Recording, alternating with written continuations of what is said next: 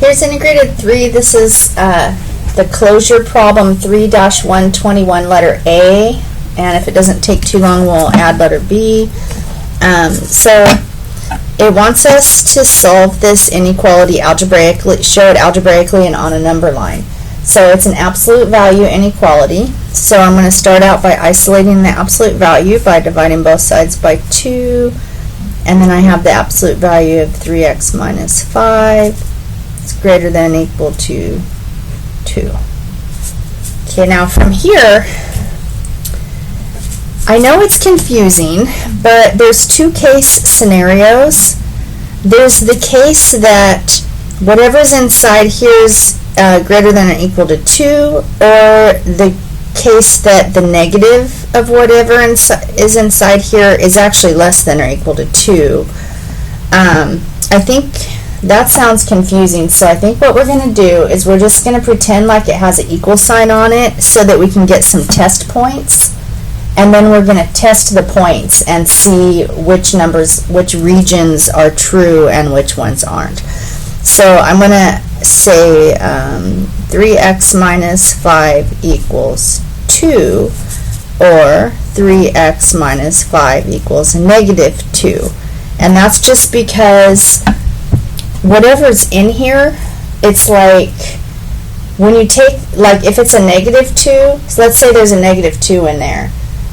When I take the absolute value of it, it's going to be 2.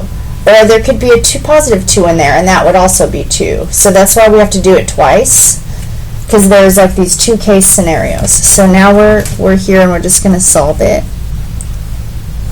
And so now we've got 3x is 7, and divide both sides by 3, and x is 7/3, and that's 2 1/3.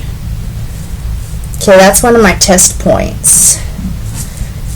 And then I'm going to do this one. I'm going to just solve it. So 3x is equal to 3, so x equals 1. That's another test point. So what I'm going to do, like I don't know, we don't know at this point if x is greater than 2 1/3 and less than 1, or like we don't know much about these inequality symbols yet. So it's actually easier to put it on the number line first and then write it algebraically. So that's what I'm going to do, because I can look at the number line to help me test my points. So I need a 1 and I need a 2 1/3. So I'm just going to go like 0, 1, 2, 3, something like that. I mean, really all I need is, I need this 1, and I'm just going to make a squiggly line, and then 2 1/3 is somewhere over here.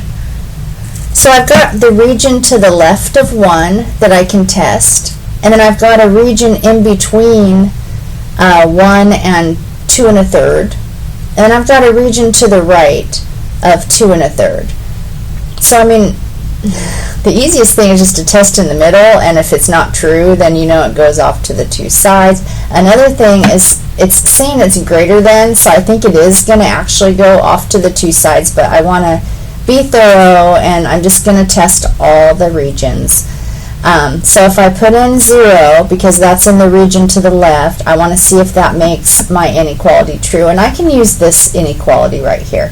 So 3 times 0 is 0 minus 5, that's negative 5, and the absolute value of negative 5 is 5.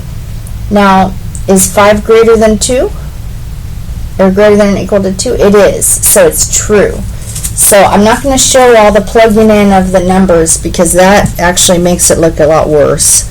So I know that this area right here is true, and I know that I'm going to have a filled in dot, so I'm going to go like that. Now 2 is in the middle region, so I could plug that in. I'm just going to do it in my mind. I'm going to say 3 times 2 is 6, and 6 minus 5, well, that's 1, and the absolute value of 1 is 1, and then I ask myself, is that true? Is 1 greater than or equal to 2?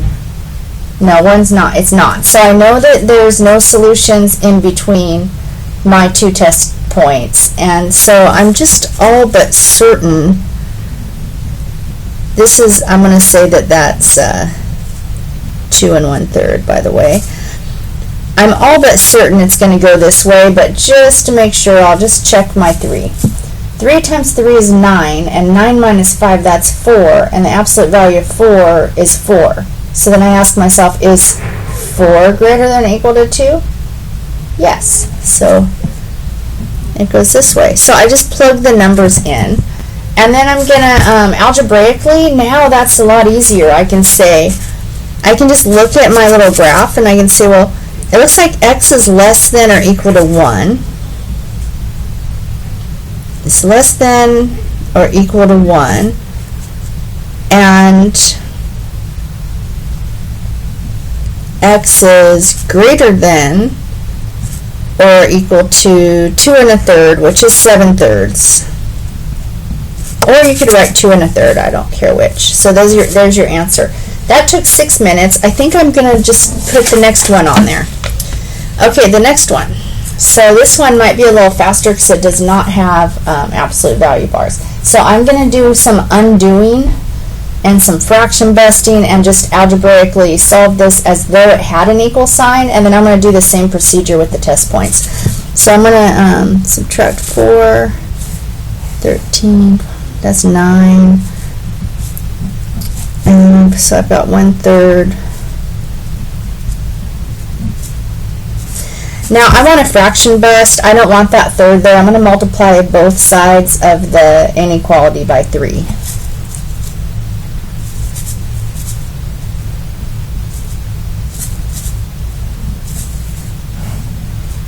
I don't know, that's my way of showing that I multiplied it by 3. So now I've got 3x minus 6 cubed, and then 9 times 3 is 27. Let's multiply both sides by 3. And then I want, this is cubed and I would like to uncube it, so I'm going to cube root it. And so they undo each other, so I've got 3x minus 6. And it turns out the cube root of 27 is 3, because 3 times 3 is 9 times 3 is 27, so that'll be 3. And now I'm going to add 6. And I've got 3x is less than 9, and I'm going to divide by 3, and I've got x is less than 3. So I don't have to really, actually I was going to test some regions, but I carried this right on through. I don't need to test any region. Well, I mean, I'll test it, but I don't think I need to. This is x is less than 3, and on my number line,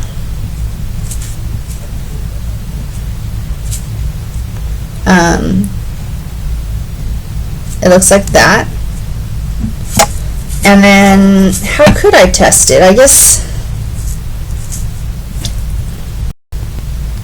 well, I guess I could just go back through my work and make sure that it works. Because this is, I treated this like it was an equal sign. But this is the answer that you should get. And we're 8 minutes into the video, so I'm going to do another video for CL1-22.